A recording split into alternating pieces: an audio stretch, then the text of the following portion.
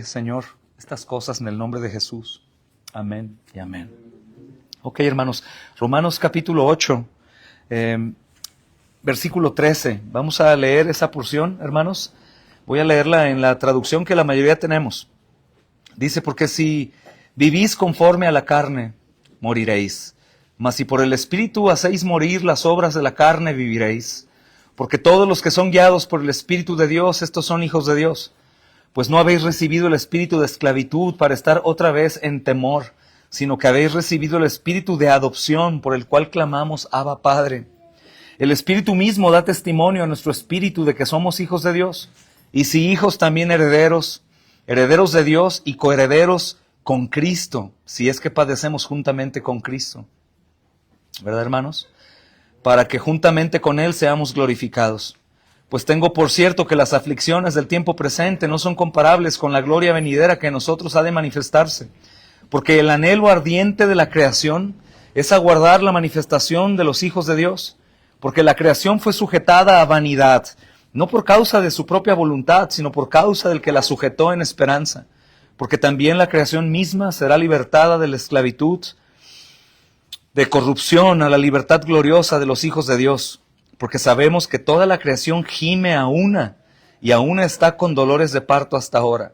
Y no solo ella, sino que también nosotros mismos que tenemos las primicias del Espíritu, nosotros también gemimos dentro de nosotros mismos, esperando la adopción de la redención de nuestro cuerpo. Amén. Dice, hermanos, este versículo y el 25. Porque en esperanza fuimos salvos, pero la esperanza que se ve no es esperanza. Pero lo que alguno ve, ¿a qué esperarlo? Pero si esperamos lo que no vemos, con paciencia lo aguardamos, y de igual manera el Espíritu nos ayuda en nuestra debilidad. Nos ayuda justamente, hermanos, en nuestra debilidad, porque hemos de pedir como conviene, no sabemos, pero el Espíritu mismo intercede por nosotros con gemidos indecibles. Amén. No se asusten los que escuchan por primera vez o son nuevos en la fe. El apóstol Pablo siempre escribe un poco difícil. Es un hombre estudioso, un hombre que conoce bien de la palabra de Dios y es profundo, y creo que se esfuerza en que podamos entender sin duda, y el Espíritu Santo ha de ayudarnos en nuestra debilidad, como leíamos. Pero usa un lenguaje de pronto difícil. Pero hay cosas que son claras, hermanos y amigos que están aquí con nosotros. Lo claro es que el Señor nos quiere mostrar, hermanos, justamente la vida que hay en el creyente, una vida que Él menciona, hermanos, que es en el Espíritu.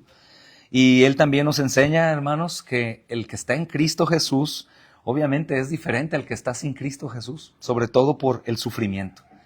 Hermanos, hay una porción aquí que creo, yo le decía a unos hermanos ayer en la iglesia, al final ya como a las 6 de la tarde o más tarde, que usamos estos textos siempre enfocados en el sufrimiento de nosotros, sobre todo, hermanos, el versículo 18 dice, pues tengo por cierto que las aflicciones del tiempo presente no son comparables con la gloria venidera que en nosotros ha de manifestarse.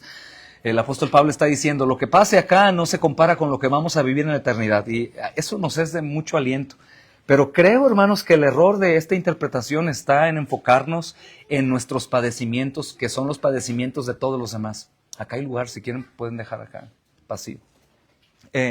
Es decir, pasas un sufrimiento tú o yo o cualquier otro, que es como el sufrimiento de cualquiera que está afuera, o aún sufrimientos que son a causa de Cristo, y usamos este texto como una esperanza para eso. Y es un aliento saber, hermanos, que no vamos a estar sufriendo en la eternidad. Cualquier tipo de sufrimiento que tengas no será duradero. En la eternidad se acabó eso. Pero, hermanos, si ustedes meditan en lo que hemos ido estudiando poco a poco hasta hoy, que son 34 estudios, si no me equivoco, que llevamos hasta hoy en Romanos, no es el contexto.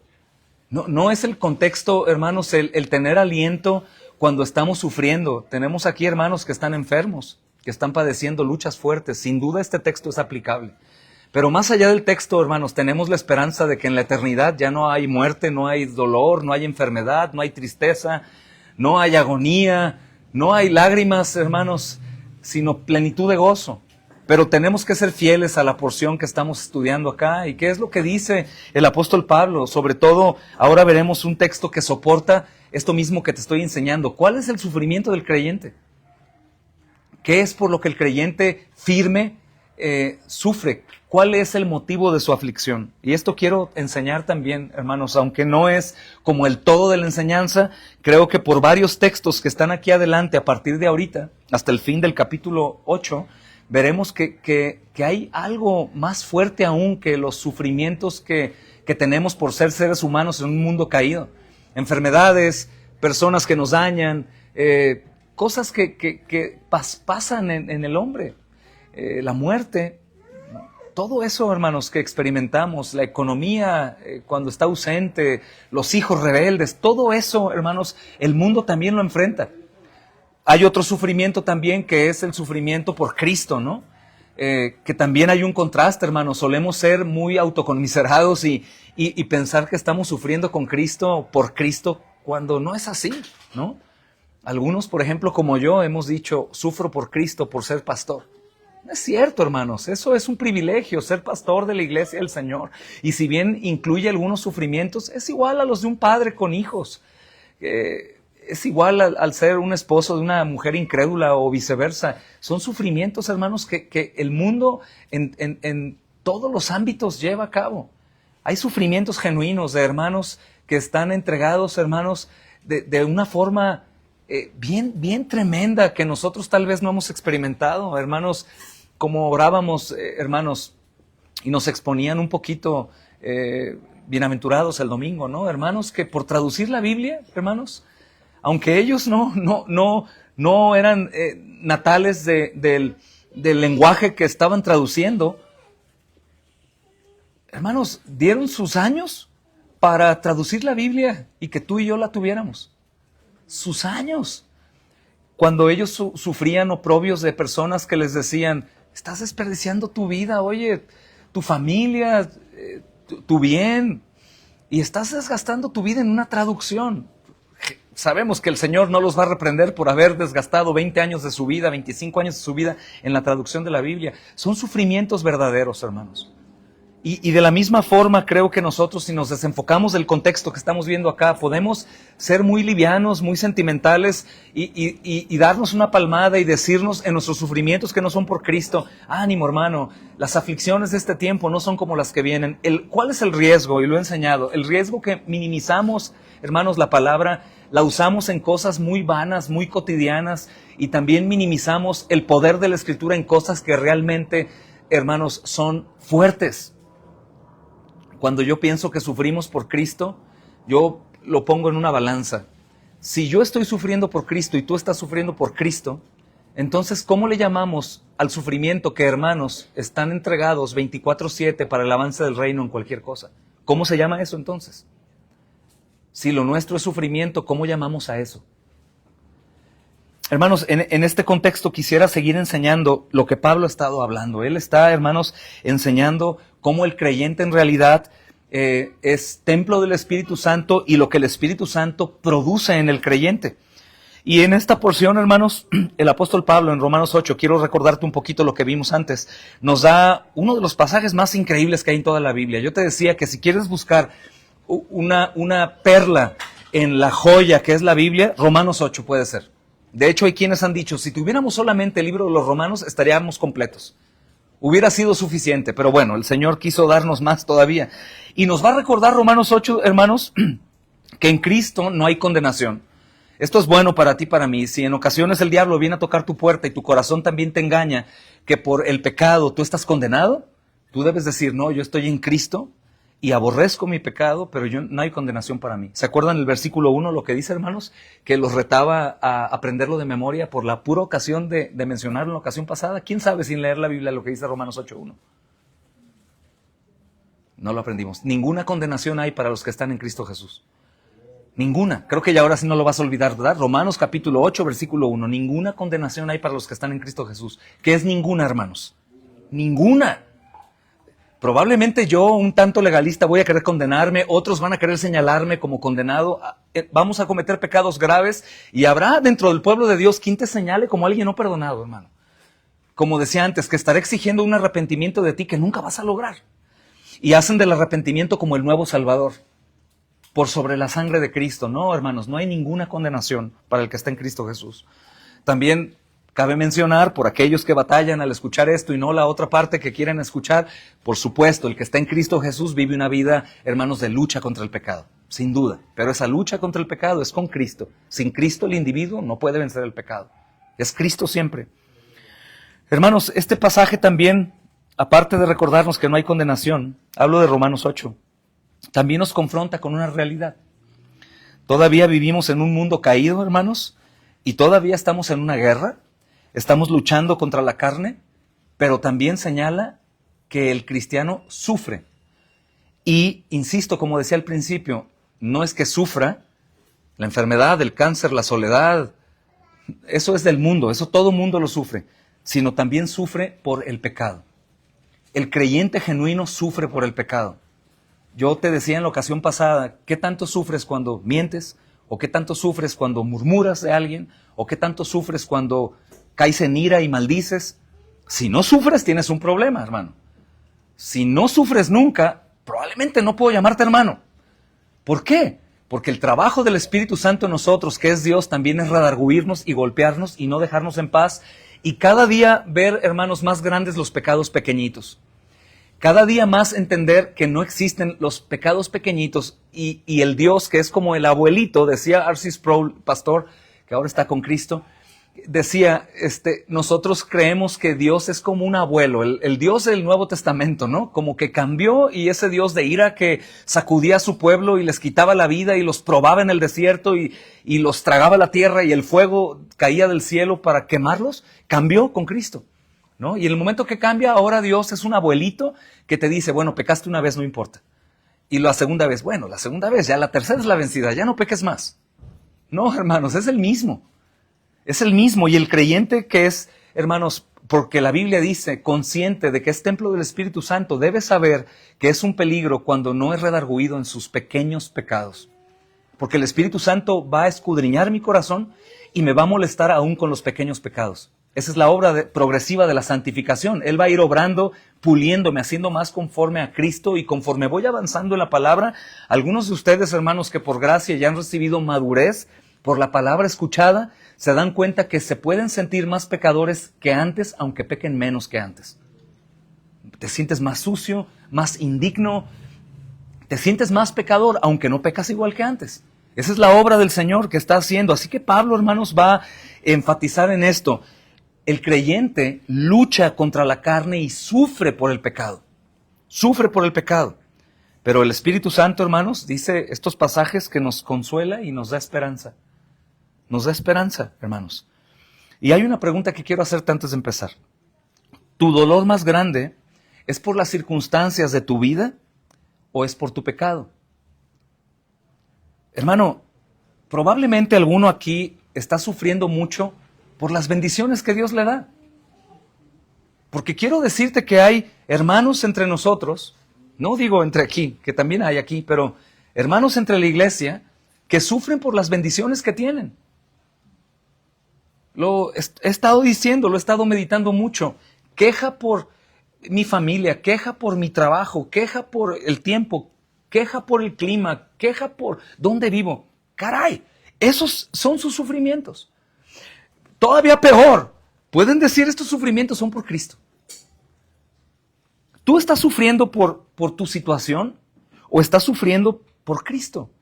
¿Estás sufriendo por el pecado o estás sufriendo por las cosas que no tienes o lo que te está pasando? Claro, hermanos, bíblicamente nosotros sufrimos y lloramos y nos lamentamos por las situaciones difíciles que atravesamos. Es lógico. Los profetas, hermanos, lloraban y sufrían, se quejaban con Dios. Pero podemos ver, hermanos, globalizando la Biblia, que el sufrimiento más grande de los santos ha sido el pecado. Por favor, no olviden Romanos capítulo 7, versículo 24, en donde un santo de Dios, que es el apóstol Pablo, no nos dice qué es su pecado, pero podemos entender, porque más adelante a los corintios les dice, y yo tengo la conciencia limpia en cuanto a mi pecado. Es decir, yo soy irreprensible. Pero en Romanos capítulo 7 dice, miserable de mí, ¿quién me libra de este cuerpo de muerte? ¿Sabes que Pablo no está hablando de una enfermedad? Pablo no está hablando, hermanos, de algo que le está molestando, ajeno a su vida cristiana. Pablo está hablando de un pecado. Y, hermanos, yo sé que cualquier hombre grande de Dios puede llegar a pecar terriblemente. Pero el apóstol Pablo, por lo que dice después, inspirado por el Espíritu Santo, creemos que es un pecado de esos pecados que nosotros mencionamos, pecados pequeños. Tal vez un mal pensamiento de algún hermano, tal vez intolerancia o una ira de pronto que explotó por algún problema, tal vez el pecado de alguien más, pero él cayó en pecado por el pecado de otro. Y él dice, miserable de mí. Vemos que el sufrimiento que Pablo está señalando, hermanos, en Romanos 8 aquí, es a causa del pecado. El pecado del mundo y su propio pecado, el pecado en la iglesia, que es lo que lastima bastante a un hombre de Dios o a un creyente. Yo pensaba, hermanos, y filosofando un poco en mis lamentos, ¿no? Por cosas tan tontas. Y honestamente yo decía, hermanos, yo puedo sufrir más, o cualquier otro hombre que está en el ministerio, puede y debe y puede sufrir más por un hermano en pecado, en rebeldía, que causa divisiones, en tibieza o en cualquier otra cosa que es evidente a los ojos de alguien que apacienta el rebaño, que por un hermano que está encarcelado por Cristo. Y dirías, oye hermano, pero el hermano está encarcelado. Hermano, si Dios le concedió estar encarcelado por Cristo, es porque también Dios le concedió la gracia para estar fuerte en Cristo. El otro no. El uno causa expansión del reino, el otro causa división en la iglesia y problemas a la iglesia. El pecado, hermanos. Y he analizado en mis pequeñeces y digo, el pecado es lo que más me duele. Mi pecado y el pecado en la iglesia. La indiferencia al pecado, el solaparnos el pecado, el pasar por alto el pecado. Son actitudes, no pasa nada. Pecados pequeñitos, todos los tenemos, no hay problema. Cuando eso se siembre después, hermanos, vamos a cosechar tragedias. Es mucho peor. Si ustedes recuerdan, hermanos, esto, el profeta Jeremías, que es un hombre con muchas aflicciones. Los que no sepan, este profeta se le dice hoy en día el profeta llorón. Pero ¿quién no? Siendo Jeremías. En Lamentaciones 3:39, que es un escrito también del profeta Jeremías, él dice, ¿de qué se queja el hombre viviente? El hombre lamenta en su pecado. Él dice, ¿por qué se lamenta el hombre viviente? Que se lamente el hombre por su pecado. Hermanos, esto tiene un fundamento. ¿Por qué un hombre que ha pecado toda su vida contra Dios, un Dios que es santo y es justo, que no tolera el pecado, aunque nosotros nacimos y crecimos con la idea de un Dios que sí tolera el pecado, que no importa, pues todos pecamos, pero el Dios de la Biblia no tolera el pecado. Y de pronto pasan tragedias en nuestra vida y empezamos a lamentarnos como si no debiera pasarnos a nosotros. Yo he escuchado, de hecho aquí mismo lo escuché un día, hace un tanto de tiempo, y alguien me decía, ¿por qué si Dios sabe que soy tan bueno, por qué entonces he sufrido tanto? Yo le dije, no, el problema es que Dios no sabe que eres bueno, Dios sabe que no eres bueno. Dios sabe que no eres bueno, pero no siempre es el castigo de Dios, hermanos, que te vaya mal. Es simplemente bajo la maldición de Dios, a causa del pecado, desde Adán, maldijo al hombre, entró la muerte por él, el mundo sufre muchas cosas. Pero el hecho de que una persona diga, ¿por qué estoy sufriendo si yo soy tan bueno y esforzado? Es que no entiende lo que es el pecado para Dios y él o ella no ven su vida como una ofensa a Dios. Y el hombre se siente indigno de sufrir. Yo no soy digno de sufrir.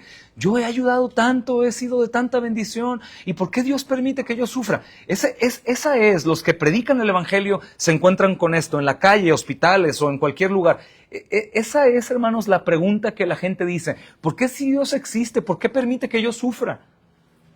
Es que es por eso, porque Dios existe y Dios no puede ser burlado. Él es triplemente santo y justo. Él maldijo al mundo y el hombre sufre, pero ninguno de los sufrimientos del hombre es injusto. Ninguno, hermanos. Porque la paga del pecado es muerte. Lo que el hombre siembra cosecha. Los sufrimientos del hombre son justos y de hecho es justo, pero no es como deberíamos de recibir. Deberíamos de morir al pecar. Pero Dios en su paciencia espera el tiempo, espera y no nos paga conforme a lo que deberíamos de recibir. Pero aquí vemos a un hombre que ha sufrido por Cristo, aunque él no sabe que es por Cristo. Él está anunciando acerca de las cosas de Dios, de la rebelión del pueblo de Judá, y está sufriendo, ha sido encarcelado en un pozo. Algunos estudiosos de la Biblia dicen que no era solamente una cisterna. Aquí los que construyen saben que es una cisterna, sin duda. El que no, bueno, es un pozo grande en donde hay agua. Algunos dicen que era una fosa séptica. Y creo que ahí sí saben todos lo que es una fosa séptica. Un lugar donde hay estiércol, donde hay excremento. Y que ahí estaba él. ¿Y por qué estaba ahí? ¿Por pecador? Bueno, era pecador, pero servía a Dios y él estaba entregado a Dios y él anunciaba juicio al pueblo y por eso lo encarcelaron ahí. Y él está, hermanos, en una condición terrible. Si tú lees Lamentaciones 3, te puedes dar cuenta que él mismo no está diciendo, los hombres malos me han encerrado y me tienen cautivo. Él entiende que Dios es soberano y dice, Dios me ha afligido así. Dios me tiene sufriendo, parece que su mano está sobre mí y está hundiéndome. Pero él no tiene ese tipo de quejas de los hombres que no conocen. Él sabe que Dios obra de cualquier forma. Y él en esta porción del capítulo 39 parece que al estar hablando está siendo también ministrado, servido por Dios. Y le está explicando y él dice, bueno, ¿de qué se lamenta el hombre viviente? Laméntese de su pecado. Y esta es la misma voz de todos los santos. Si hay un lamento en una persona que está firme en Dios, que conoce la palabra, él se lamenta más por su pecado que cualquier otra cosa. Por el principio de, no merezco premio, en el mundo hay tormentas y aflicciones, pero lo que realmente me duele es mi pecado. ¿Por qué? Porque mi pecado llevó al santo Hijo de Dios a la cruz del Calvario. Eso es lo que más me duele. El santo inocente Hijo de Dios murió por pecadores. Me duele bastante. Me duele mucho saber que eso sucedió. Así que el profeta Jeremías dice, creo, hermanos, en la misma voz del apóstol Pablo, que si hay un lamento y un llanto nuestro, nunca debe ser mayor que el del pecado. Podemos llorar, sin duda, podemos sufrir, pedir auxilio, lamentarnos, aún estar en depresión. La depresión es algo bíblico, no por mucho tiempo. Cristo te saca de ahí, es la puerta para la tentación. Pero se puede, pero nunca eso debe rebasar en un creyente sólido lo que causa el pecado en él, porque entiende qué pasó. Probablemente ayer le decía a un hermano, tal vez vas a escuchar algo en esta porción de Romanos que no habías escuchado, porque siempre tomamos ese texto de Romanos 8, 17 y 18 y 28 como para animarnos por nuestros sufrimientos, pero no, hermanos, no nos permitamos esa autoconmiseración. Más bien, hermanos, enfoquémonos en el sufrimiento que debe producirnos el pecado. Hermanos, Pablo nos va a llevar a ver que los que son guiados por el Espíritu Santo entienden que el mayor sufrimiento es el pecado, y que la gloria venidera es mucho mayor que las aflicciones que el pecado causan en el creyente, el pecado del mundo y el pecado que él practica. Y Pablo lo va a explicar bien, hermanos. Así que en el versículo 13 dice, porque si vivimos conforme a la carne morirás. Él vuelve a decirle al pueblo de Dios, si tú eres un creyente, y tú continúas de irreverente pensando lo que dijo antes, que porque Dios nos salva no por obras, sino por un regalo que Él nos da. Es decir, Él da a su Hijo para que pague mi deuda y sin que yo obedezca. Cristo obedece, toma mi lugar y yo soy salvo. Y Pablo dice, ¿tú qué crees? ¿Que porque es un regalo la salvación puedes vivir entonces en pecado? De ninguna manera. La pregunta es, ¿creemos que un creyente puede perseverar en pecado? Sí, hermanos. Sí. Sin duda. Y hay un porqué. Está lejos de la palabra, lejos de la oración, lejos de la generosidad, lejos de la misericordia, lejos de la comunión con la iglesia. Sin duda. Porque así como el Dios soberano salva, también Él ha establecido un método en donde su iglesia, su pueblo, es santificado, es hecho más conforme a Cristo y es fortalecido. No tengo duda, ni tú tampoco. Dios es quien salva, la salvación de inicio a fin es del Señor. Pero en esa salvación, Él ha querido que nosotros nos involucremos y crezcamos o no. Es como el evangelismo, ¿no? En el evangelismo, obviamente el evangelio es de Dios y es su poder para salvar, pero debemos de evangelizar, debemos de compartir el evangelio para que la gente sea salvo. Alguien preguntaría, ¿entonces Dios no puede salvar si no predicamos? Bueno, Dios sí puede, pero Él ha querido que sea a través de la predicación. Entonces nos involucra a nosotros, hermanos. De la misma forma, en nuestro caminar en Cristo, nos otorga, hermanos, la bendición de poder santificarnos. Por la palabra, por la oración, por el evangelio una y otra vez, por la generosidad, por la comunión, por muchas otras cosas que Él ha establecido como medios de autoayuda para que nosotros seamos más conforme a Cristo y crezcamos en el Señor. Entonces Él dice, si tú vives conforme a la carne vas a morir. Tú pecas y vas a morir. En la Biblia tenemos muchos ejemplos de hombres, en el Nuevo Testamento, ojo, de hombres que son hombres de Dios y que mueren por pecar. Que mueren por pecar. Gente que intentó engañar a Dios, intentó engañar a la iglesia y murieron. y cosas no, fornicación, asesinato, no, hermanos. Simplemente mentir, por ejemplo. O simplemente no tener cuidado de ellos mismos o perseverar en un pecado. Esto es gravísimo, hermanos. Nosotros podemos darnos cuenta de eso con mucha claridad. Como el apóstol Pablo habla a los corintios, justamente quien está llevando el plan de lectura anual que les compartíamos. Hoy tocaba esa porción, 1 Corintios 6. Y justamente dice, no se equivoquen, no se equivoquen. Y él empieza a dar una lista de aquellos que están en la iglesia y están pecando. Es contundente. El creyente que continúa en pecado va a sufrir las consecuencias. Dios va a disciplinarle, llevarlo al arrepentimiento. O si está muy endurecido y Dios lo terminó de endurecer, va a morir. Va a morir. Entonces, Pablo dice, si vives conforme a la carne, es decir, conforme a los que no están en Cristo, vas a morir. Pero si por el Espíritu, escucha qué hermoso, si por el Espíritu, con mayúscula, está en tu Biblia, haces morir esas obras de pecado, entonces vas a vivir. Participación del hombre, hermanos. Si tú por el poder de Dios que habita en ti, por la palabra, por la oración, por la comunión con los santos, por el Evangelio, que recuerden, el Evangelio anuncia la vida, la muerte, la resurrección de Cristo, su victoria. Tú con Él, con eso, haces morir las obras de la carne. Yo les explicaba, carne, pecado. Si tú haces morir el pecado, vas a vivir. Y no solamente vivir, pasando el tiempo, no, vas a vivir como el Señor quiere que tú vivas. Entonces, carne no solamente es el cuerpo, ¿no? La carne, sino es la naturaleza pecaminosa. Es el pecado que, sin duda, hermanos, conocemos, sabemos cómo comienza la tentación y cómo satisfacemos nuestras necesidades carnales pecando. Es como la comida chatarra, que la puedes comer y sabes que nada te va a ayudar. El pecado es algo similar, pero obviamente mucho peor, es contra Dios.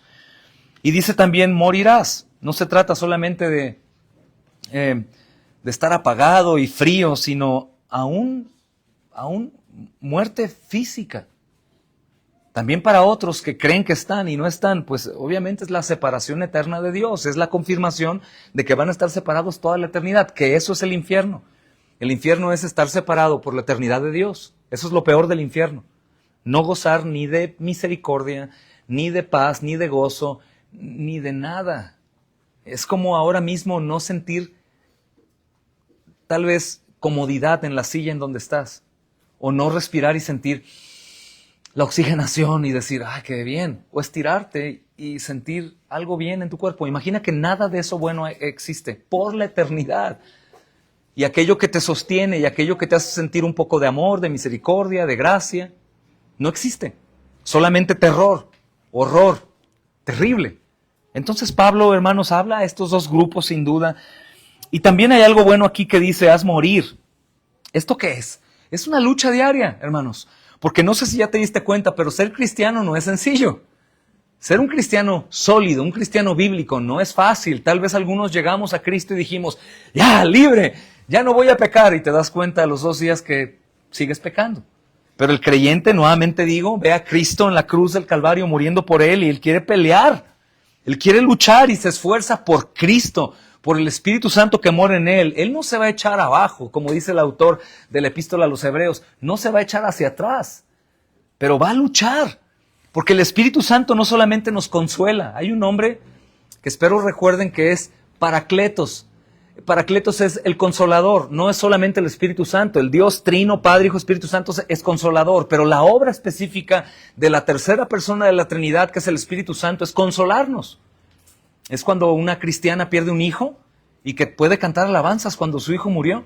¿Cómo hizo eso? El Espíritu Santo la consuela.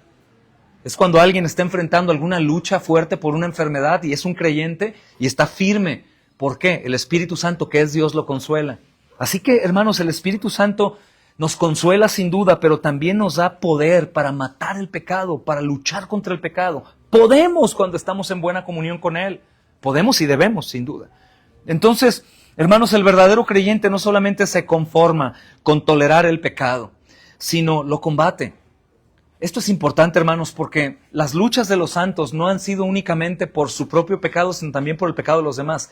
Te quiero hacer una pregunta. ¿Cómo tú estás ante el pecado evidente de los demás? La envidia, la arrogancia, los celos, la ira, la contienda, la murmuración. ¿Cómo estás con eso? ¿Lo ves y lo toleras normal, como algo de carácter? Porque esto es algo importante. El verdadero creyente no se conforma con tolerar y pasar por alto en nombre del amor, sino que el verdadero creyente combate el pecado suyo y de los demás. Aunque hace esto y sufre, sin duda, hace esto y sufre. Pero es más importante Dios. Vas a hablar y vas a decir, estás en pecado. No, ¿en cuál pecado? Mira esto, hermano, mira esto, mira esto. No lo tolera el creyente firme. Porque dice, hermanos, el versículo 14 del capítulo que estamos leyendo, porque, esa palabra es importante, todos los que son guiados por el Espíritu, estos son hijos de Dios. Somos guiados por el Señor. Vemos el pecado en nosotros y en los demás. No estamos en paz. Y no porque nosotros seamos mejores, sino porque el Espíritu Santo nos guía a ayudarnos mutuamente. A exhortarnos, a amonestarnos en los pecados. Somos un cuerpo, hermanos. Si el pie se lastima, la mano va y lo sana. Hermanos, ser guiado por el Espíritu Santo no está hablando de algo como oculto, místico, como los espiritistas. No está hablando tampoco de sentimientos, como algunos son muy sentimentales y llegan a pecar por su sentimentalismo. Muy bondadosos y muy tolerantes. No, eso no es. Ser guiado por el Espíritu es obedecer la palabra que es revelada por el Espíritu Santo. Eso es ser guiado por el Espíritu. Los hombres que han sido guiados por el Espíritu Santo, ¿sabes qué les ha pasado? Han muerto mártires. ¿Por qué? Esperaríamos otra cosa, ¿no, hermanos? Esperaríamos que los que son guiados por el Espíritu Santo sean amados por todo el mundo. Imagina a Cristo, lleno del Espíritu Santo. ¿Y cómo terminó? ¿Cómo terminó Esteban, perdón, hermanos? ¿Cómo terminó Juan, Marcos? ¿Cómo termina Mateo? ¿Cómo terminan todos ellos, hermanos? Les pregunto, ¿eran guiados por el Espíritu Santo? ¿Qué hacían? Enseñaban el Evangelio, reprendían el pecado, vivían y luchaban, hermanos, por conseguir la santidad, porque son guiados, y morían. Entonces debemos poner mucha atención a lo que dice la palabra, porque probablemente no estamos siendo guiados por el Espíritu, sino estamos siendo guiados por la carne. ¿Y qué creen? La carne huele bien en ocasiones. Hermanos, la carne perfumada es agradable al olfato. La carne puede parecer que es algo bueno. Hermanos, hay muchos métodos carnales de gente sin Cristo que son buenos, me pueden hacer sentir bien. Puedo gozar su abrazo, sus palabras sabias, pero si no son guiados por el Espíritu Santo, quiero preguntarle a alguien, si no son guiados por Dios, ¿por quién son guiados? Pero no parecen demonios, no parecen perros con rabia, hermanos, parecen médicos del alma. Hermanos, es importante poder examinar si soy guiado por el Espíritu Santo o estoy siendo guiado por mi carne, y mi carne es engañosa, como mi corazón. Mi carne puede hacerme creer y sentir y actuar como si fuera aún más guiado por Dios que una persona que en realidad es guiada por Dios. Y debemos meditar, hermanos. Es menester. Porque el diablo no cesará dándote un pinchazo y dejándote ahí. No, él va a seguir. Y otra puerta va a abrir y va a seguir y va a seguir. Porque él no vino solamente a molestar. ¿Qué dice Juan 10:10? ¿Saben? Él vino a robar, a matar y a destruir. ¿Y quién lo dijo? Disculpa, hermano. Cristo. Cuando dice justamente esto, Pablo dice, hermanos, porque todos los que son guiados por el Espíritu Santo, estos son hijos de Dios. Todos los que somos creyentes somos hijos de Dios, debemos ser guiados por el Espíritu Santo. No lo que yo diga, sino lo que Dios dice. Hijos de Dios justamente habla de ser, hermanos, de su familia. El mundo piensa que todos son hijos de Dios. Si preguntamos aquí en la calle, ¿quién es hijo de Dios? Todos van a decir yo. Pero la Biblia dice que no. Son hijos de Dios los que han creído en Cristo, que se han arrepentido por ver a Cristo y que están viviendo una vida nueva porque nacieron de nuevo. Estos son hijos de Dios. Somos pertenencia, así como mis hijos me pertenecen. Hasta su mayoría de edad yo gobernaré sus vidas y les voy a decir qué hacer, qué no hacer y todo eso. Bueno, yo como hijo eterno de Dios siempre voy a escuchar la voz del Padre porque le pertenezco. Porque me ha hecho heredero, como dirá el texto. Soy suyo. Entonces, hermanos, la fe de los hombres de Dios no se va a medir por la emoción, no se va a medir, hermanos, por sentimientos, no se va a medir por una cosa u otra que haga. La fe se mide por la obediencia. Y es maravilloso, hermanos, porque esa obediencia no es algo que nace de nosotros, es porque soy guiado por el Espíritu de Dios. Y también la fe de los creyentes se va a medir por la sumisión al Espíritu Santo. Y es bien duro esto, hermanos, porque lejos del sentimentalismo y la dulzura que tenemos aún en la carne antes de conocer de Cristo, a veces la obediencia al Espíritu Santo es bien dura, hermanos. Es muy dura, muy, muy dura. Ayer hablaba con mi esposa después del sermón y yo tocaba el ejemplo de la esposa de Richard Gombrand, ¿no? Que prefirió quedarse sin esposo a que él no proclamara de Cristo. Y se quedó 14 años sin esposo porque su esposo defendió la gloria de Cristo en medio de una reunión en donde lo estaban ofendiendo. Y el hablar hizo que ella se quedara sin su esposo. Pero me recordaba el ejemplo de otro hombre también que murió como un mártir, Eric Liddell. Millonario, campeón olímpico, con una familia hermosa, una esposa joven, 3 hijitas pequeñas, pero una carga por China. Él nació en China, él vivió en China, él fue a China porque no había otro misionero que pudiera estar allá y compartir con ellos. Y murió sin volver a ver a sus hijas, a su esposa, a manos de japoneses, enfermo, abandonado, por expansión del reino china. ¿Tú crees que obedecer al Espíritu Santo es fácil? Que sientas ese peso por las almas y que te diga, sí, pero debes ir. ¿Qué es lo que hacemos, hermanos? No obedecemos al Espíritu Santo. Por eso trata de separar esas cosas como emotivas, sentimentales, y piensa que el obedecer al Espíritu Santo es obedecer a Dios mismo. Y obedecer a Dios en un mundo caído, con pecado, es bien duro, hermanos. Es bien duro. Dejar de hacer lo que otros hacen, vivir de una forma que otros no viven. Hermanos, llevar a cabo la tarea diaria de buscar la santificación es bien duro. Miren, estoy seguro, hermanos, que ninguno aquí está soñando antes de despertarse para pararse y decir, voy a leer la Biblia 2 horas, voy a orar 2 horas, voy a salir a predicar 1 hora, y como tengo que trabajar a las 9 de la mañana, voy a hacerlo a las 4 de la mañana. Ninguno. Porque es muy duro obedecer la voz del Espíritu Santo. Obedecemos una voz, pero es carnal. Es mía. Si me conviene, si puedo, si es bueno para mí, si no afecta mi vida. Entonces tenemos que darle el peso a la palabra y a la exhortación que el apóstol Pablo da, porque viene de parte de Dios, no de nosotros. Si mi interpretación es humana, hermanos, nos queda como anillo al dedo perfecto. Y como decía al principio, vamos a tomar estos textos como en mis sufrimientos que tengo aquí en la tierra, por cualquier otra cosa como el mundo lo sufre. Pero obedecer la voz, hermanos, de Dios, del Espíritu Santo, a veces cuesta bastante. Pero la fe se mide por esa obediencia. Y esa obediencia no es mía, es una obediencia que es por fruto del Espíritu Santo, es decir, por Dios mismo obrando en mí. Pero es bien claro que el creyente puede dejar de oír la voz del Espíritu Santo y hacer su voluntad. Tú y yo sabemos de eso. Somos cristianos muchos aquí, ¿verdad?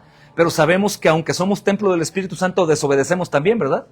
Dejamos de oír la voz del Espíritu Santo. No es porque Él no sea Dios, no tenga el poder, sino que somos muy rebeldes. Hermanos, pero el apóstol Pablo nos vuelve a dar un incentivo para cuando decimos, es que estoy luchando y no puedo, no sé qué pasa, me animo, pero me desanimo, lo intento, pero no lo logro. Esas voces que conocemos que vienen de la carne, no del Espíritu. El Espíritu dice, todo lo puedes. La carne me dice, no puedes. Pero dice el apóstol Pablo aquí, pues no han recibido espíritu de esclavitud. ¡Qué bendición! Y mira en el contexto de que te hablo, para otra vez estar, ¿en qué dice, hermanos? En temor. No has recibido espíritu de esclavitud para estar en temor, sino que has recibido el espíritu de adopción. Fuimos adoptados, ¡qué bendición! Por el cual nosotros podemos clamar, Abba Padre. Podemos resumir esto, hermanos, que Abba Padre es poderle llamar a Dios con plena confianza Padre. Lo que los judíos no podían hacer.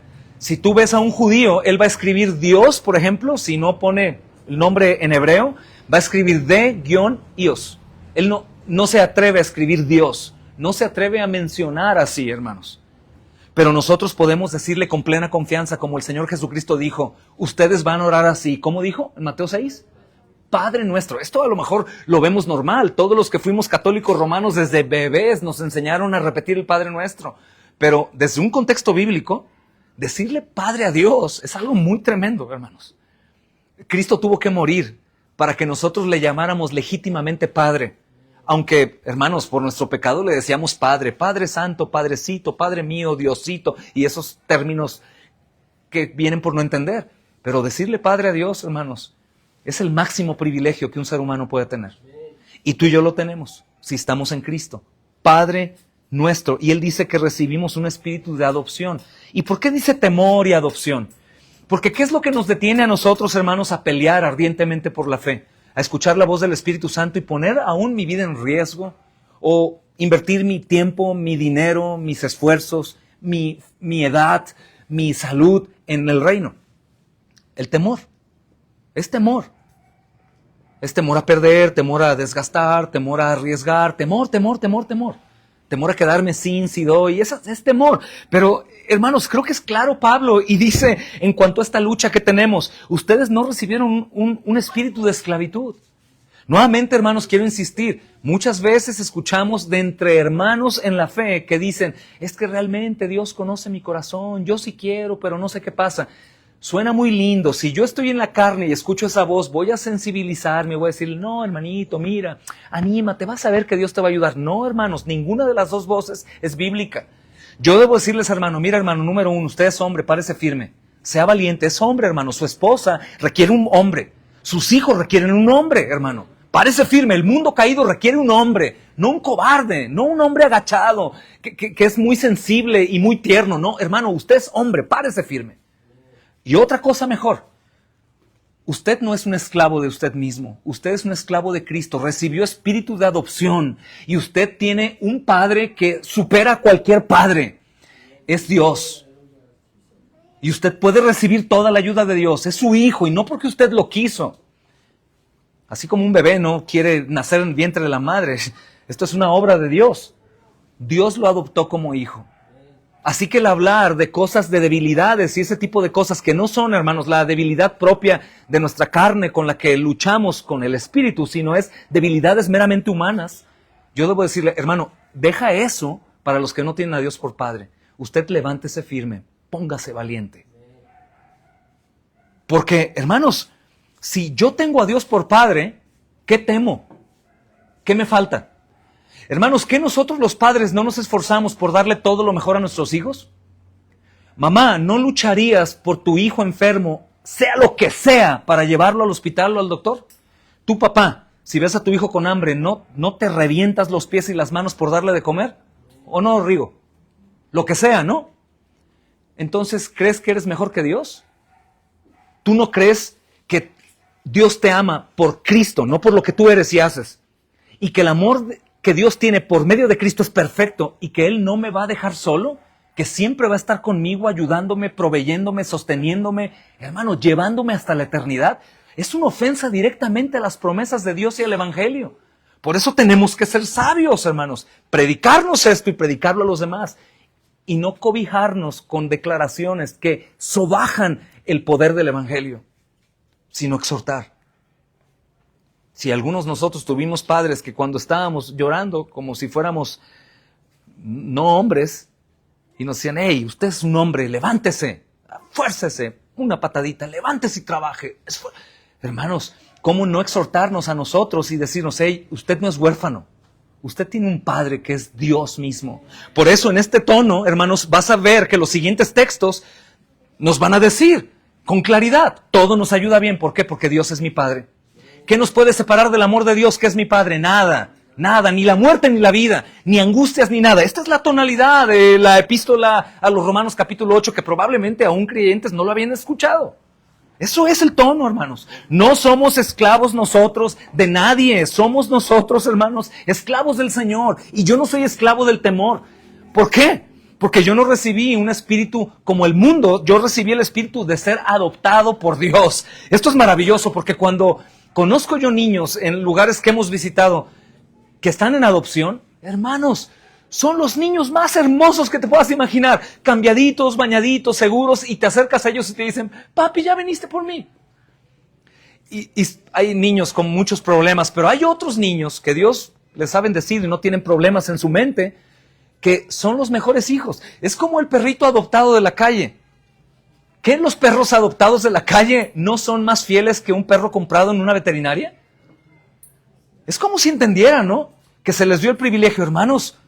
Si nosotros éramos hijos del diablo, porque la Biblia dice, y Dios hizo algo que yo no podía hacer, meterme en su familia, imposible. Yo no podía ir con Dios, ni con mi religión, ni con mis obras, ni con nada. Él me adoptó de entre el montón y me hace su hijo. No es una ofensa tener temor si Dios es todopoderoso y es mi Padre, hermanos. No es una ofensa ser desobediente o ser rebelde. Yo que tengo ya un hijo casi de 2 metros y ya está creciendo, de pronto veo que no me necesita. Y créeme que me duele en mi orgullo. Ya se fue mi niño. Hermanos, nosotros debemos ser siempre como niños para con nuestro Padre. Siempre ser dependientes de Él. Es bien claro, hermanos. Hermanos, cuando dice esclavitud, es porque el pecado nos hacía vivir en miedo. El pecado nos hacía vivir en cobardía. El pecado nos hacía vivir en debilidad, en afán, en ansiedad, en todo lo que te puedas imaginar. Pero ahora yo no tengo ese espíritu. Yo soy adoptado, soy hijo de Dios. El pecado ya no se gobierna sobre mí. Porque nada me hace daño. Y no pienses en los pecados graves, piensa en el pecado de la insubordinación, de la desobediencia, del desamor. Hermanos, ¿cuántos de nosotros somos creyentes de años? Y para vergüenza nuestra lo digo, y no le has predicado el evangelio ni a una alma en un mes. Eso es pecado. Gran comisión. Es pecado. Y no tengo tiempo. Espérame, hermano. Estás rodeado de gente en tu día. Vas a la tienda, ves un individuo, vas en la calle, ves a otro hombre, otro. Hermano, no hay excusa. Es terrible. No eres esclavo de eso. Debes de meditar en el Señor. Recordar que el Padre te da lo que le pides. Como tu hijito cuando te dice, papi, ¿me das esto? Claro. Y si no tienes, y no es algo malo, vas a hacer lo que sea por conseguirlo para Él. Debemos pedir al Señor. De Él viene toda buena dádiva. Todos los regalos. Si no lo tengo, Señor, me estoy fallando. Estoy en desobediencia como un hijo rebelde. Y yo no soy un esclavo de esa rebeldía. Ayúdame y provéeme. Cuando dice adopción, hermanos, quiero insistir, sucedió esto. Yo era hijo del diablo. Mira, solamente en el mundo existen 2 personas, hijos del diablo e hijos de Dios. ¿Quiénes son hijos del diablo? Todos los que están sin Cristo como Señor y Salvador. Toda la gente, aunque sea una muy bonita persona, que tenga virtudes, buenas obras, si Cristo no es su rey, y si ella adora o él adora o tiene intercesores que no sea Cristo, que es Dios hombre, es un hijo del diablo. Pero todos aquellos que han creído en Cristo son hijos de Dios. No éramos, por eso fuimos adoptados. Lo que hace Dios, hermanos, es que Cristo nos lleva a un nuevo hogar. Él dice, no se turbe su corazón ni tenga miedo. Juan 14. En la casa de mi Padre muchas moradas hay. Yo me voy a prepararles una. Si no fuera así, no les diría esto. ¿Una morada en dónde? En la casa de mi Padre. ¿Por qué? Porque ustedes son mis hermanos. Son hijos de Dios. Cuando dice Abba, te decía que es, algunos dicen que Abba es papito. Yo lo llegué a decir, pero me he arrepentido. Les pido perdón si algún día lo escucharon de mi boca, pero no es eso. Porque nunca sería Diosito ni papito. Hermanos, es más bien un grito de confianza, como el niño tiene con su papá. Tú no le llamas papá al papá de tu vecino. Tú le llamas papá a Dios, a tu padre, perdón. Asimismo a Dios con plena confianza. Es un lenguaje que únicamente le puede decir un hijo a su papá. No importa que le diga apá, padre, no importa, pero le dice solamente a su papá. Eso yo he recibido. Por Cristo Jesús, ahora yo puedo decirle con plena confianza, Padre. Y escucha, si tú no tuviste padre, en parte qué bueno, porque tú no vas a comparar nunca a tu padre con Dios, porque sucede que quien tuvo un mal padre piensa que el padre es así. No, hermanos. Todos nosotros los papás y nuestros papás cometieron errores. Dios nunca. Algunos entre nosotros pudieron ser abandonados por su papá, golpeados por su papá, abusados por su papá. Dios nunca.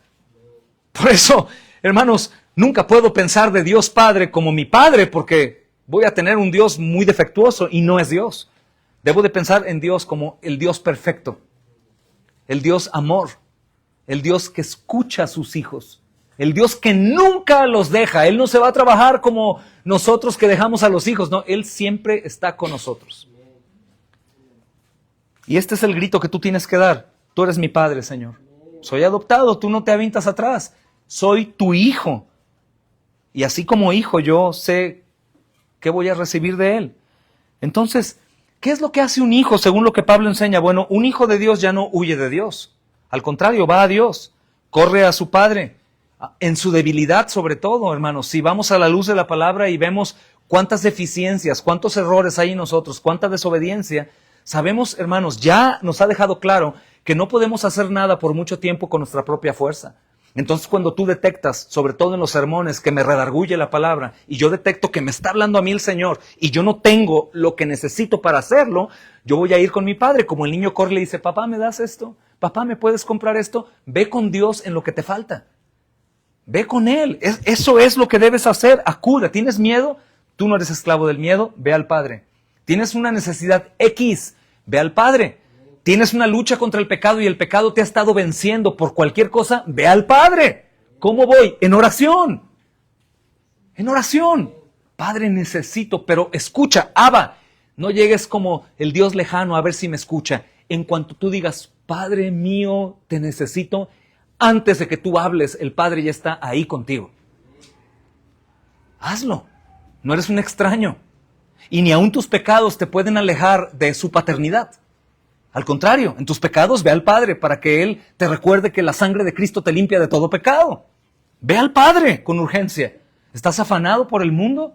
Lleno de labores y de cosas y de problemas. Ve al Padre, que Él tiene todo solucionado, hermano. Si tú eres como un adolescente rebelde, pues vas a sufrir. Pero si eres un hijo sabio, siempre vas a ir al Padre. Y esto es para maduros. Te voy a decir por qué.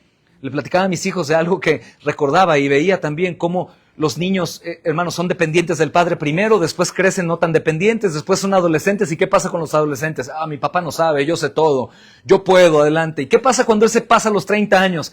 Quiero hablar con mi papá que me dé un consejo. ¿Qué pasa cuando llega a los 35, 36, 37? Mi padre. ¿Qué pasa a los 40, 45 cuando su padre murió? ¿Cómo quisiera que mi padre estuviera aquí? La madurez del cristiano lo lleva a depender del Padre todo el tiempo. Y más cuando, siendo honestos, por la luz que hay en nosotros, nos damos cuenta que mi vida puede estar inmersa en la hipocresía, en aparentar algo que no soy. No voy a poder mucho tiempo. Si yo me doy cuenta de eso, voy al Padre. Yo no huyo del Padre, yo voy al Padre sin miedo. Dice la Escritura que podemos acercarnos con plena confianza al trono de la gracia para encontrar misericordia y oportuno socorro. ¿Por qué con confianza si he pecado? Porque mi Padre no deja de amarme como yo no dejo de amar a mis hijos cuando pecan, hermano. Yo le doy disciplina a mi hijo, pero cuando mi hijo viene y me toca la puerta, papá, quiero hablar contigo, estoy arrepentido. Le digo, hijo, te amo mucho, me gozo que te arrepientas. El Padre aún más. Él no me cierra la puerta en la nariz ni me dice, no me molestes, estoy ocupado. Él anhela, hermanos, porque la Biblia dice mi presencia junto a Él. Aunque a alguno le lastime y diga, ¿cómo que Dios me anhela? Todo el tiempo Dios es quien busca, no el hombre a Dios. Dios busca al hombre. Debo de ir al Padre. En Él encuentras socorro, auxilio, misericordia y ayuda. Y si se dan cuenta, hermanos, si están vivos en Cristo, dice el versículo 16 y 17, el Espíritu mismo da testimonio a tu espíritu de que somos hijos de Dios. Si como yo de pronto, por gracia de Dios, sientes algo en tu corazón, es que estás vivo. Y es que el Espíritu Santo te está dando testimonio. Hey, te estoy hablando a ti. Te estoy hablando a ti. Es la confirmación del Espíritu Santo. ¿Te duele la palabra? Es que estás vivo, eres hijo. ¿Te reconforta la palabra? Es que estás vivo, eres hijo. ¿Te anima su palabra? Estás vivo, eres hijo. Esa es la manera en cómo confirma. Y aún quiero decirle a los amigos que están aquí que no están en Cristo. Si tú eres llamado y sientes que el Señor está tratando, es que eres hijo. Ve al Padre, está esperando.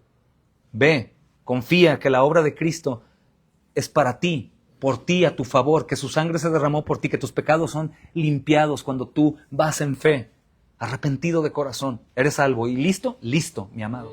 La obra es de Dios. Entonces, ¿qué hace el Espíritu Santo según este versículo? Bueno, nos confirma en mi interior que en realidad soy suyo. Es lo que el hijo pródigo, en la historia del hijo pródigo, sintió. Es ese hijo, no sé si todos han escuchado, que de pronto le pide la herencia en vida al padre. El padre es un hombre rico, le da su herencia y el hijo se va lejos y despilfarra, así como algunos hijos que podemos conocer, ¿no? Que tienen dinero o te roban o lo que sea y van y se pierden. Bueno, este hijo pródigo está ahí, pero es hijo. Y una vez que va y se da cuenta que no está bien sin la presencia del padre y se gastó el dinero, él dice, caray, si mi padre tiene sirvientes y sus sirvientes viven de él, ¿cuánto más yo que soy hijo? Y vuelve. Así mismo, hermanos, el Espíritu Santo nos confirma que somos hijos. Y es muy bello saber que mi padre no me va a desechar. No es ese tipo de padre que desecha, al contrario, es un padre que está a la puerta esperando, como la historia del hijo pródigo, a que yo vaya a él. Después dice que somos herederos. Esto es maravilloso porque, ¿qué dice la Biblia? ¿Que somos herederos de quién? de Dios, coherederos con Cristo. ¿Qué es coheredero? Es cuando hay dos o más en un documento legal que dice, tú y él son dueños de esta casa, tú y él son esposos, tú y él, ok. Dice la Biblia que somos herederos de Dios y coherederos con Cristo, es decir, que toda la herencia de Cristo, Dios hombre, Cristo hombre, es tu herencia también. ¿Qué haces con eso, hermano? ¿Qué haces si crees que eres heredero de Dios? ¿Qué te preocupa? Hermano, si bien, como dirá adelante, que hay aflicciones, sin duda lo hay, pero lo he dicho antes, supongamos que tú tienes un endeudamiento terrible, terrible, pero ¿qué crees? El próximo año, en enero, firmas un documento por un testamento del tío millonario antiguo, que su único familiar eras tú, y te va a dejar millones de dólares. Dime una cosa, ¿tú vivirías en temor y angustiado por las deudas que tienes cuando en enero vas a cobrar una herencia que cubre eso y todas las deudas de tu vida? No, hermano, estás en deuda, pero estás en paz porque sabes que ya tienes en unos meses para pagar. Hermanos, si somos nosotros herederos de Dios y coherederos con Cristo, ¿qué puede afanarme? ¿Qué puede moverme? ¿Esa herencia quién la promete? ¿Quién es el juez que está ahí? Dios. ¿Quién es el abogado? Cristo, caray. ¿Qué puedo temer? ¿Quién puede borrar este documento? ¿Quién puede decir siempre no?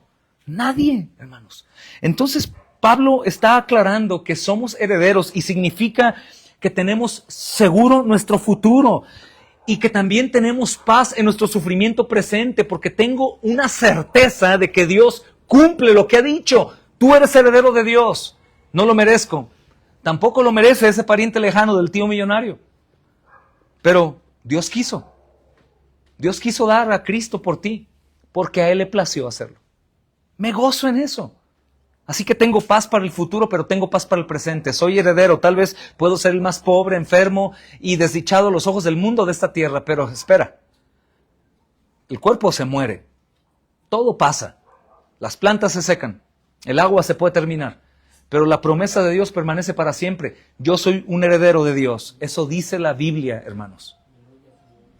Así que el apóstol Pablo dice con claridad, y adelante, hermanos, justamente vuelve a decir lo que mencionaba, si es que padeces juntamente con Él. ¿Qué es esto, hermanos? La vida del cristiano no es una promesa para estar cómodo. La vida del cristiano, como dije antes, no es, soy cristiano ahora, entonces ya vivo bien feliz. Algunos dicen, ¿no? ¿Por qué, hermanos, si somos cristianos, hay pleitos entre nosotros, hay divisiones entre nosotros? Hermano, es que somos pecadores.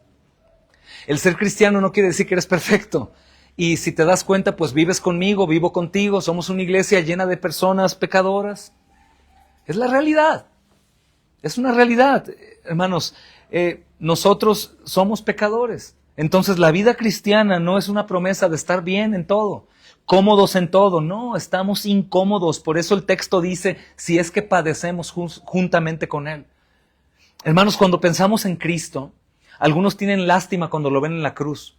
Te digo algo, si preguntáramos a Cristo cuál era su peor dolor, Él no dice que me están hiriendo mi cuerpo. Su peor dolor era el pecado. Él lloró en un monte viendo la ciudad de Jerusalén y Él llorando dijo, Jerusalén, Jerusalén. Y Él mencionó un pecado, tú que matas a los profetas. ¿Cuál era su dolor? Que aquellos hombres que Dios enviaba para salvación de ellos los mataban. Y Él decía, tú los matas a aquellos que yo te envío. Él usa una parábola y dice, primeramente un padre envió uno de sus siervos, ellos no lo recibieron, después envió otro, ellos lo golpearon, lo matan y después envía a su hijo y lo matan también. ¿Cómo voy a ayudarlos? Si la ayuda que les envío, ustedes la rechazan y matan a mis mensajeros. ¿Cuál era el peor dolor de Cristo en esta tierra? El pecado. ¿Por qué murió Cristo? Por el pecado. Entonces, ¿padecemos por el pecado nosotros? ¿Con Cristo? Hermanos, algunos aborrecen esto, pero hemos oído que dicen que la Virgen llora por el mundo y eso. No, la Virgen no llora, la Virgen está en gloria. María está en gloria gozando de Cristo, ya no hay lágrimas para ella. Está feliz, no está viendo el mundo. Está feliz en la plenitud de Dios, en su gloria. Pero hay una persona que está en todo lugar, en todo tiempo. Físicamente aún no, pero vendrá, pero espiritualmente está. Cristo Jesús. Y vemos una escena en donde Esteban, el primer mártir de aquel grupo tan tremendo que el Señor usó al principio, está siendo lapidado, está muriendo por piedras, por predicar el evangelio, como ahorita yo con ustedes, pero un grupo de religiosos. Y cuando está muriendo, Esteban ve una visión y dice, estoy viendo al Hijo de Dios a la diestra del Padre. Está viendo la muerte de su hijo, de su santo, de su siervo. Y seguramente, hermanos, es para algunos molesto, pero yo puedo imaginar a un Cristo que no es indiferente, a un Cristo que se lamenta de lo que está pasando, a un Cristo que es un hombre, sin duda, un Cristo que dice la Biblia que va a enjugar nuestras lágrimas. ¿Por qué? Si fuera sin sentimientos, no hace eso. Simplemente no siente nada. Lleguen al cielo, bien, todo en orden. Pero es un hombre.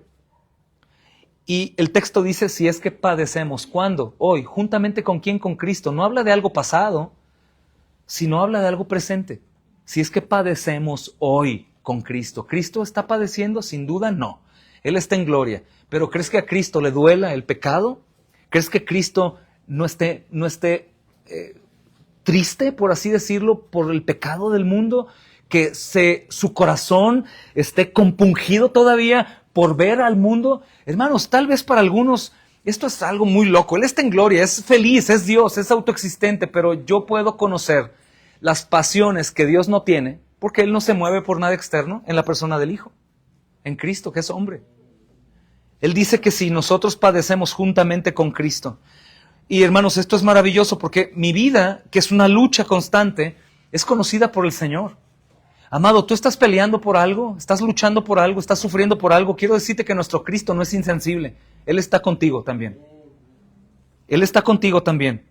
Él te está acompañando en el sufrimiento.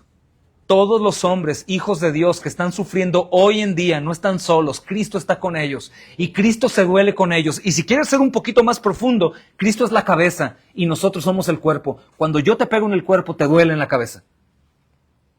Cristo está ahí y Cristo está sufriendo y dice, si padeces juntamente con Cristo.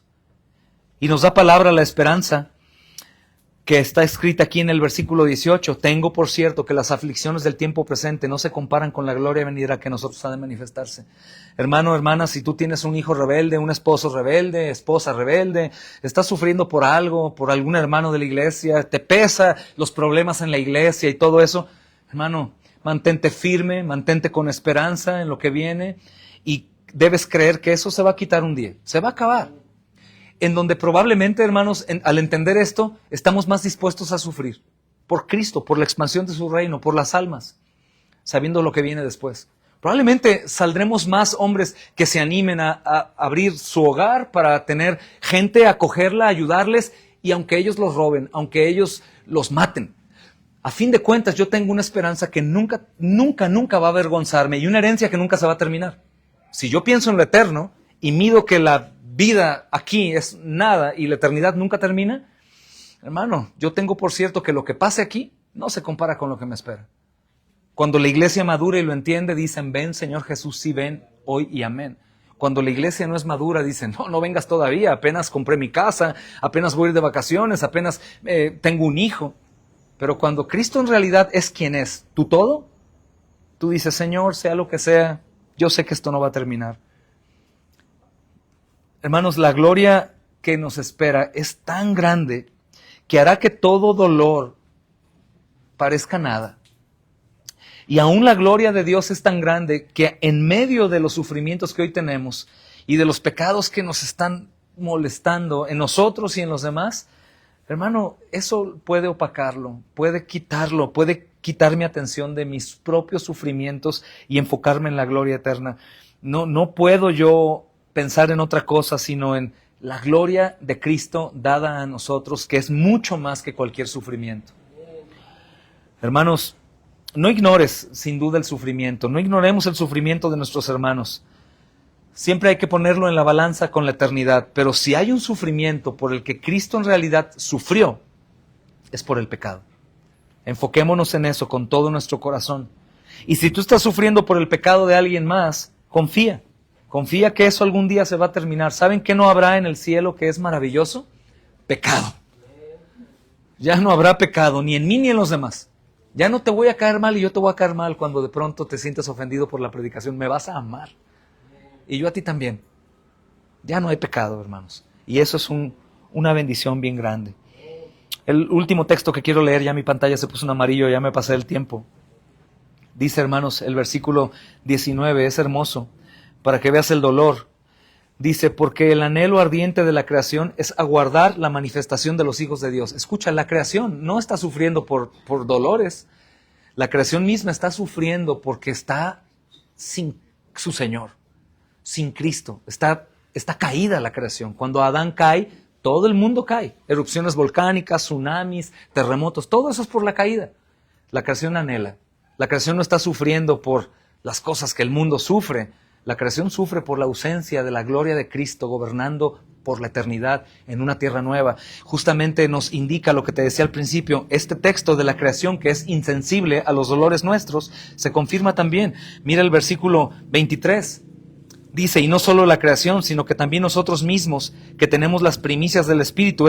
Las primicias del Espíritu es el adelanto de lo que nos espera. Solamente es un piquito lo que hoy tenemos de lo que nos espera. Dice, nosotros también gemimos dentro de nosotros mismos, esperando la adopción de la redención de nuestro cuerpo. Mi dolor es el pecado. Lo que me duele es el pecado. Estoy esperando que el Señor venga y me dé un cuerpo que no peque más. Porque el pecado es lo que causa todas las aflicciones de las cuales nos quejamos. Todo, hermanos, es el pecado nuestro y de los demás.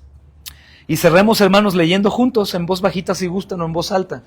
Pues tengo por cierto que las aflicciones del tiempo presente, versículo 18, no son comparables con la gloria venidera que en nosotros ha de manifestarse. No es comparado ninguna cosa con lo que nos espera. Y eso nos anima mucho a perseverar y a seguir firmes.